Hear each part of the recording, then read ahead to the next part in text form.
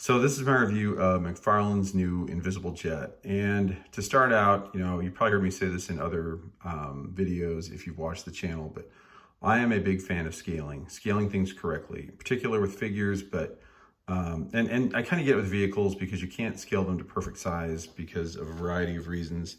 We see this in the Star Wars line quite a bit with some of the bigger vehicles, but it is pretty shocking that we couldn't get, in any time frame over the last 40 years, even a properly scaled Invisible Jet.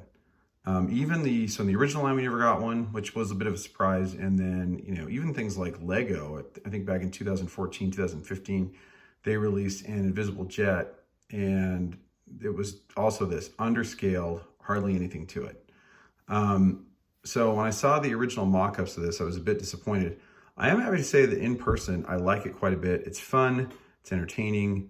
And again, you'll see, a couple of small details in here that I do appreciate. And yes, McFarlane, just to be clear, and if anyone ever watched this from their company, I am just very pleased. I think it's cool that you did make an Invisible Jet, even if it has to be this small. I think it's cool that you actually went that route.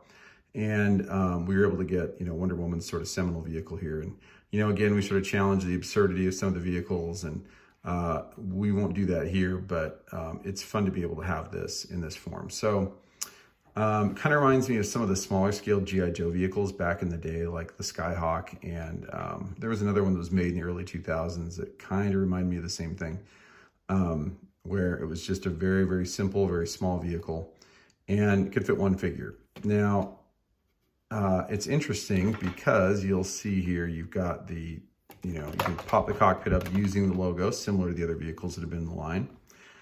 And you'll see here, here's the new Wonder Woman figure that I'll be reviewing separately in a bit. She fits in nicely. But if you noticed, her hands are really, really far away from the Wonder Woman logo themed steering wheel for the jet. So, oops, knocked her over.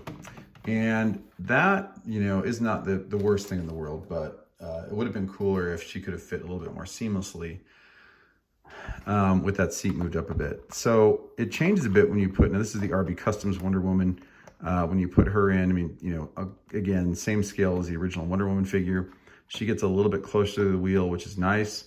I've actually seen somewhere where someone used some of the original Mego 4-inch figures and had fit had two people sitting in the cockpit, which is hilarious.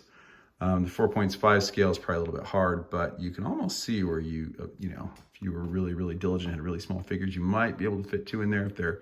You could do it without hurting their legs. But again, looks very, very cool in the Invisible Jet.